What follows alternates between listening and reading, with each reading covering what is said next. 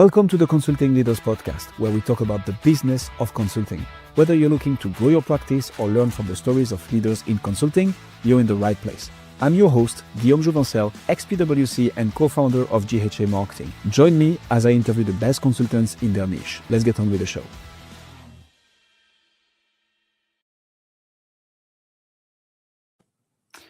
Linda, welcome to Consulting Leaders. Happy to have you. Thank you, G. It's a pleasure to be here with you. Let's jump straight into it. What got you, Linda, into leadership advisory and executive coaching? And how did, Great Circle Associates take shape from that? So I spent 30 years in corporate America, or almost 30 years in corporate America, the last 15 of which I was in C-suite operating roles that involved the leadership of significant and disruptive changes to the status quo. So, for example, leading integrations that were the consequence of a merger or acquisition, leading downsizes, leading the two internal startups, that kind of thing. And I got very interested in the whole process of leading change and particularly transformative change. In the course of that, I, of course, recruited many people and had the opportunity to build very strong leadership teams. And my mantra was to surround myself with people who had the potential, frankly, to do circles around me. And so I recruited people in that vein. And I also invested heavily in their development, but in very strategic ways. And among other things, I spent a lot of time coaching and mentoring not only my own leadership team members, but high potential leaders in the organization. So I've always been a coach and mentor. It's in my blood. And I got to a point in my career in corporate America where I realized that I had all this experience and had spent so much time effectively coaching and mentoring leaders that I wanted to start my own practice and show other leaders how to lead change, but do it in a way that involved a very immersive approach to coaching and mentoring. So leading to that, what would you say is the number one problem that you solve right now in your business? You'll be surprised. Try me. The number one problem, I would say there are two, if it's all right with you. The number one problem is imposter syndrome, which 70% of leaders suffer from and which holds them back.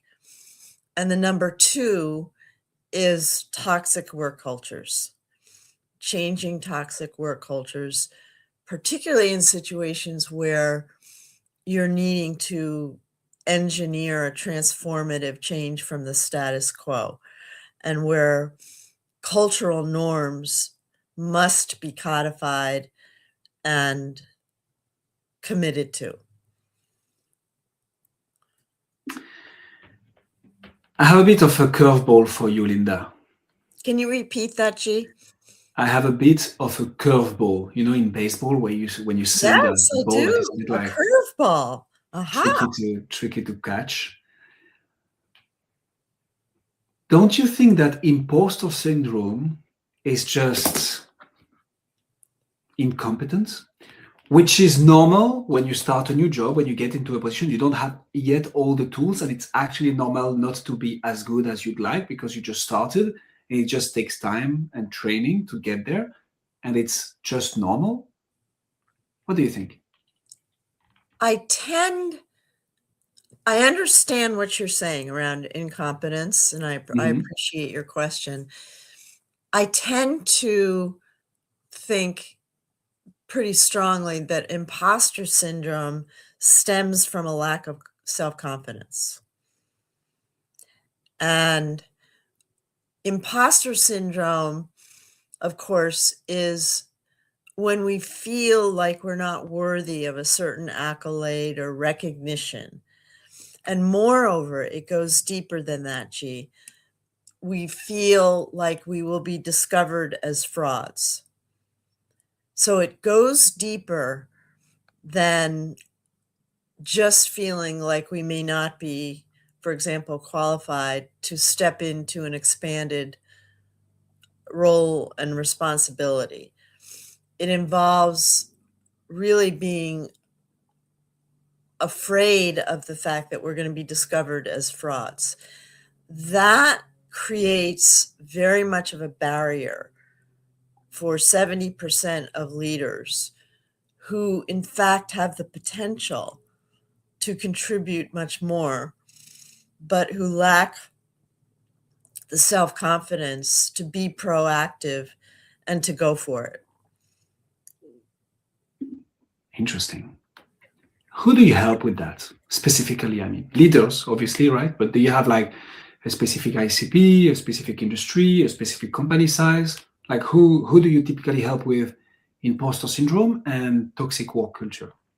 In First of all, in all of my coaching assignments, I probe right at the outset for the presence of imposter syndrome because over the years, my 20 years of coaching, I've seen and witnessed the extent to which the presence of imposter syndrome can hold people back unnecessarily. So, one of the first exercises that we go through in a coaching assignment is to assess the presence of imposter syndrome. On the toxic cultures, G, I so I invest heavily in coming up the curve relating to a client's business model.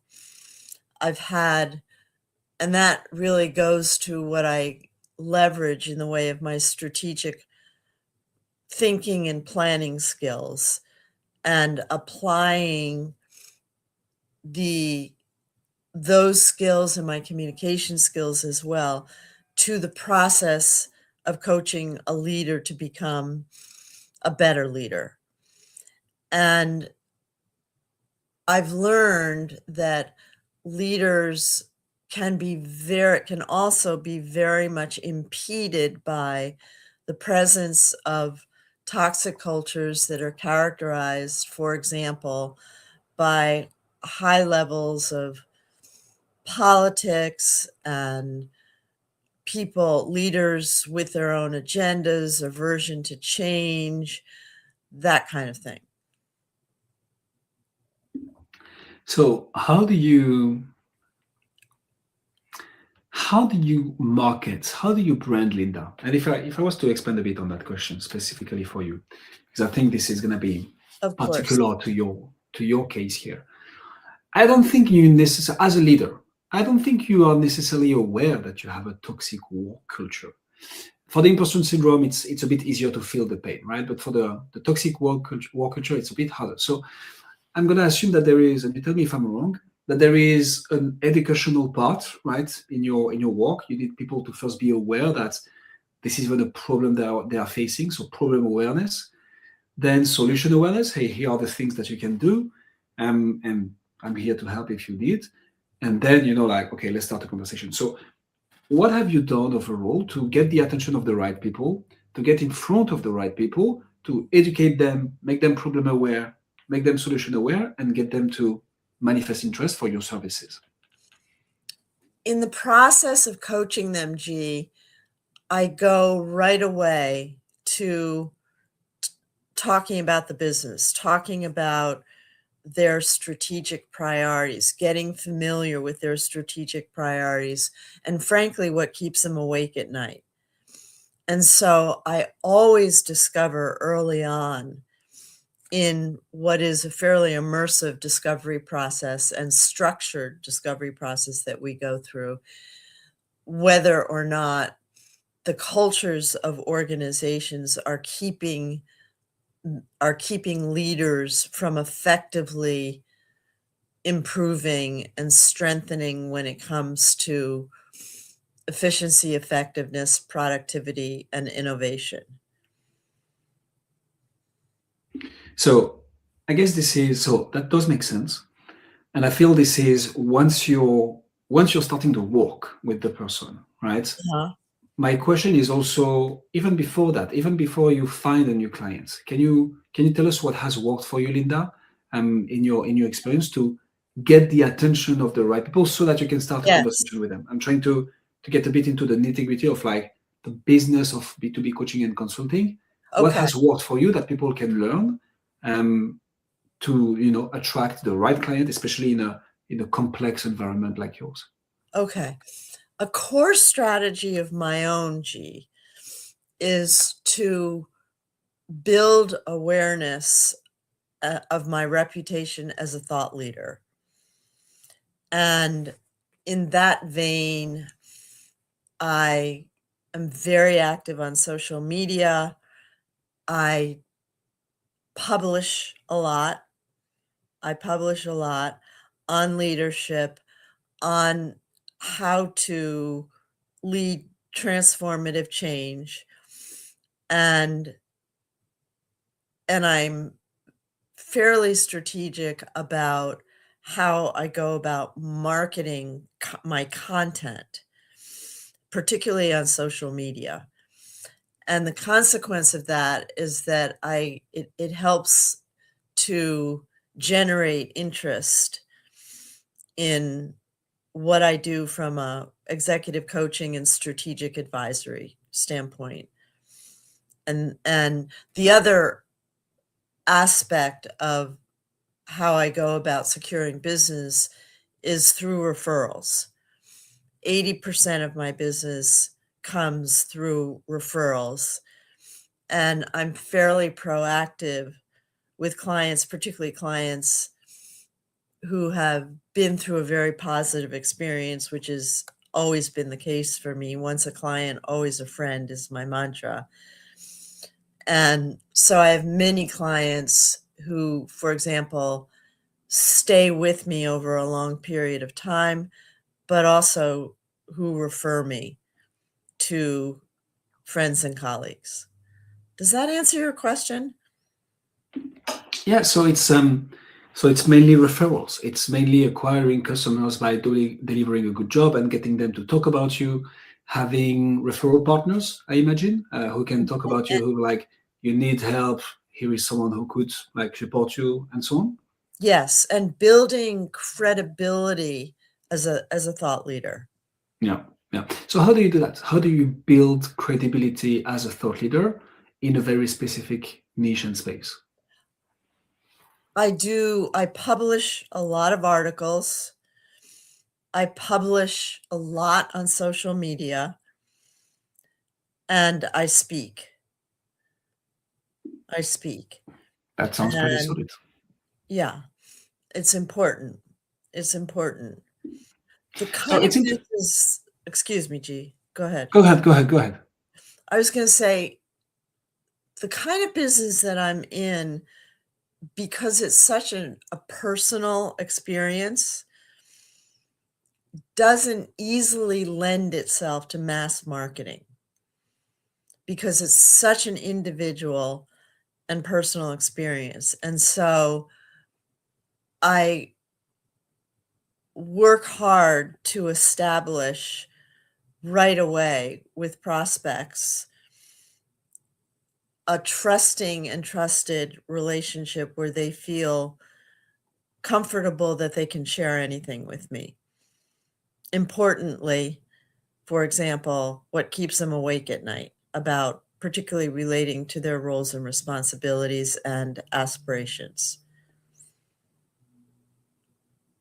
Talk to me about publishing articles. It's funny because that's not something that guests say often. I think there is still like tremendous opportunities in written article because people still read. The thing is that it's so easy to come up with written content thanks to the AI tools that we have out there. But it's also never been easier to put crappy content out there. So what's your strategy to publish articles? How do you decide on the topics? Where do you put them? Can you tell us a bit more about how you do this, Linda? Well, remember, I've had my practice now for almost 20 years, and I've gotten to the point, frankly, where I'm approached by publications about topics that relate, about offering articles that relate to all forms of leadership, but particularly relating to leading transformative change. And so I obviously enjoy writing, and I have some strong points of view about leadership and how to become a great leader, and in the process, become a great change maker. And so I have the benefit of just having spent 20 years doing this and building my practice to include, among other features, my thought leadership. And so I'm approached on many occasions by organizations. So it's external companies, external publications, magazines who reach out to you being like, hey, we'd like a thought leadership article on XYZ topic. You're an expert, come and write an article on our platforms. That's right, correct? G. That's right. Cool. And that's relevant to It's taken you. a long time to get to that point. Of course, 100%, right? To have like inbound requests for thought leadership content showcases a strong expertise in the field, like 100%. And what I want to highlight here is for the people listening to us, right? The B2B coaches and consultants listening to us. And everybody wants to do, AI, automation, scaling, publishing content, but they are scaling not so good content, to put it in nice words. And I strongly believe in podcasts. Obviously, video can work, YouTube can work, talking at conferences can work, dancing on TikTok can work. I think so many people overlook articles now because it's not that trendy, and we're like, okay, I see you and so on. But there is still, whatever the industry, I'm ready to bet that there is a huge amount of people reading stuff. Attention span decrease, so we need to be more careful about how we write the articles and so on, for sure. But like, the attention that you get then is ultra qualified because it's people taking the time, putting their full attention into reading a piece of content. And I think too many B2B coaches and consultants don't write and avoid writing because they think it's not going to help them grow. But like, I do think it does. And it's great to have you talk about it, Linda, because it shows that this is working. And there is the next level. Yeah.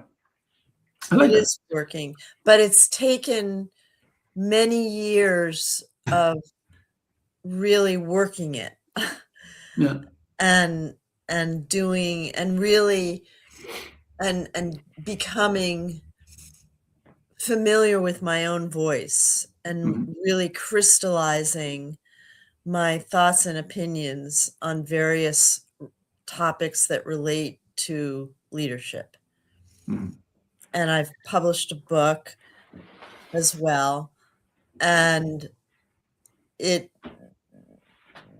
works for me, and I try to be fairly targeted about sharing the articles particularly on LinkedIn with my followers and that kind of thing.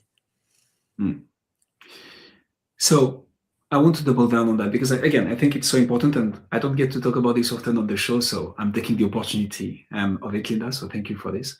You're welcome. So, right, and I'm going to repeat this. I 100% believe and agree with you that in order to get publications, and even better, big publications in your space to reach out to you, like inbound, to get you to write a piece of content takes years, because it takes credibility and it takes authority. And so That's right. it's a very good position to be in, which you're in now. Now, I do believe that for people who are in business for 5, 10 years, who also have built credibility, but not at the level that allows them to get people to reach out to them directly, I think there is a place to be like reaching out to those people, reaching out to those publications, being like, hey, this is what I'm an expert in. I'd love to do a guest article, or like writing articles on their own website even, or ramping up, like starting to publish articles on small publication and then medium publication. Like, I meant as a strategy, I think it is very valuable, and it can bring some very interesting results. Talk to me a bit about how you move from that. So from people reading your articles, Linda, from people being reached by your thought leadership, how do you move the conversation from, not a conversation, just awareness, thought leadership, to a conversation, an SOW, a letter of engagement? Like, can you tell us about your sales motion and how you do that? Yes. So people, in the process of sharing my articles, for example, people respond to me, and what the articles provide is a platform to first have a conversation about what leadership is all about. And that then leads to more personal conversation about an individual's own experience, own lived experience as a leader.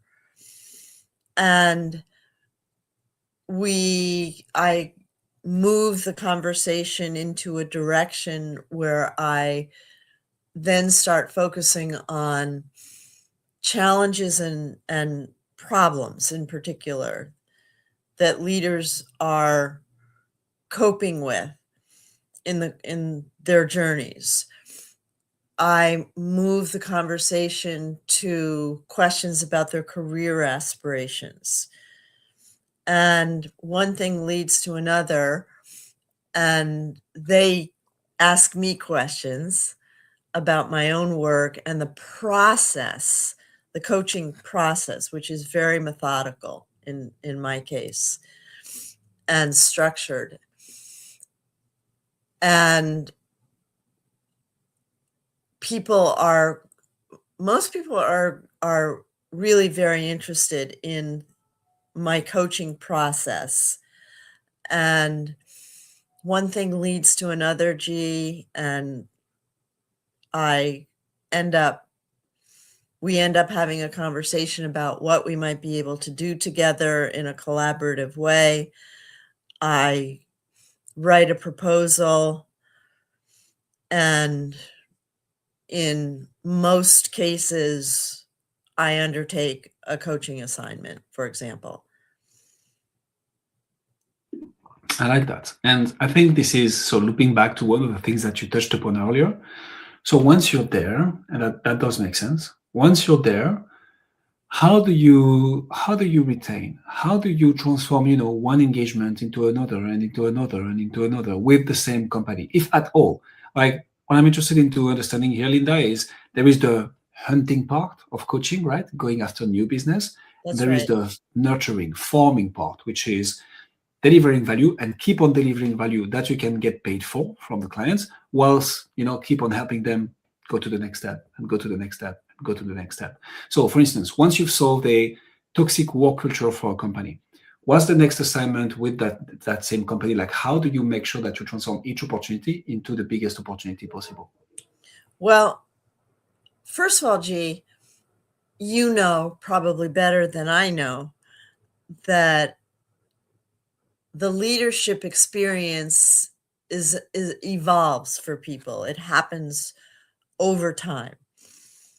And so in the course of, for example, putting together a development plan, a purpose-driven development plan that ultimately is very action-oriented, I'm aware of what's coming next for these leaders. And I try to be as sensitive as I can to picking up on what's coming next and continuing our work together so that at least, I would say at least 50% of my clients stay with me over the long term. And that could, I have clients, for example, who've been with me for years. And it Amazing. really, our work together evolves with how their lives as leaders actually unfold, and in keeping with their aspirations and how to go about realizing them. That's amazing. What do you think makes 50% of your people to stay with you for the long term? Like, what is beyond amazing, service and coaching delivery? Like, what are the mechanisms that our listeners can learn from to try and reach a 50% retention rate over the long term? So I'm going to boil it down to something very tactical, an answer that's very tactical for you, G. Boil away.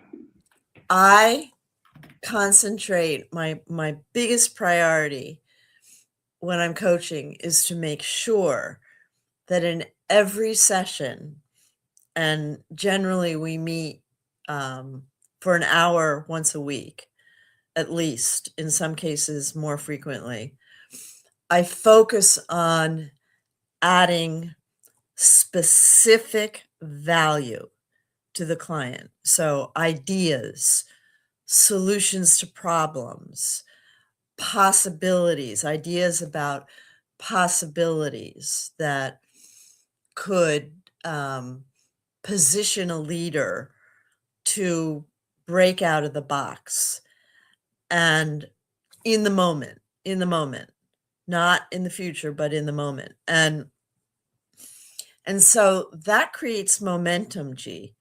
People trust me, and they know that, I like to believe anyway, G, that they're going, when they talk to me, we're going to talk content, substance, and ideas all the time. Ideas. What if this? Have we thought about the pros and cons of this scenario, that scenario? So there's a lot of kind of future thinking, but in the moment, that goes on in the coaching, in the real life coaching session. I like that. So always adding value. I always have to make sure that it's more than a conversation, but that I'm adding concrete value. Yeah, and I think there is a dimension of, when you help someone solve a problem, they grow, they learn from it, and then they get the next problem, right? It's rare that once you solve one problem, everything is fixed and your life is wonderful. That's right. Exactly right. You've helped with, for instance, imposter syndrome.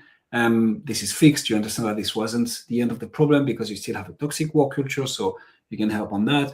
And then that is fixed, and you can help on productivity. And I think that's also a mechanism that people can use to see opportunities that they can leverage to still help their clients. That's right. You say it well, G. You say it well. Thank you. We've been doing that for a while. Linda, another curveball for you. What's your number one challenge right now? What's the nut that you're trying to crack that once it's cracked, you will take the whole thing to the next level? What's that one challenge for you? I'm trying to get a new business off the ground, G.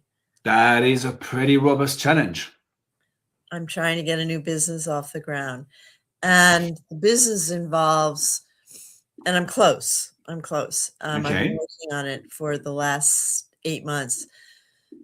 The business involves providing leadership training and development to high potential women leaders to include group coaching.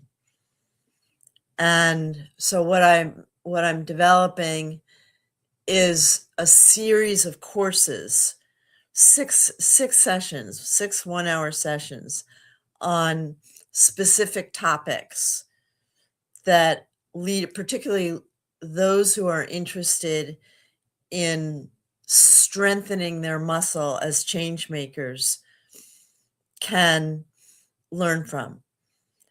But it's not just the content, it's also about adding in the coaching aspect to it that is mostly group coaching, although I will be doing some limited one-on-one coaching.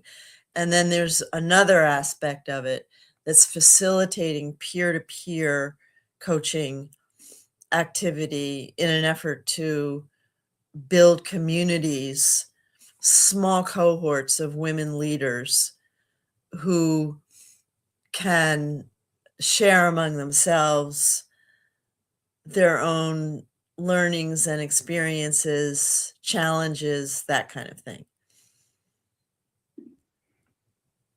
Amen to that. Linda, if people want to find out more about you, see what you do, stay tuned with the next business coming up, where should they go? My website, which is at www.greatcircleassociates.com, but also, more importantly, send me an email. My email address is lin.coughlin @greatcircleassociates, that's plural.com. lin.coughlin@greatcircleassociates.com. We'll put all the links in the description. Thank What I can you. say for sure, Linda, is that you've gained at least one new connection on LinkedIn out of this. Me, I just added you. Linda, thank you so much for coming on Consulting Leaders. Thank you. It's been my pleasure, G, and thank you for asking such insightful questions. Thank you very much, Linda. Thanks for joining us on this episode of the Consulting Leaders Podcast. We hope you learned valuable lessons on how to grow your practice and take your business to the next level. Make sure to subscribe and leave us a review wherever you're listening to this show so you never miss an episode. To apply and be a guest on the show, click the link in the description. See you next time.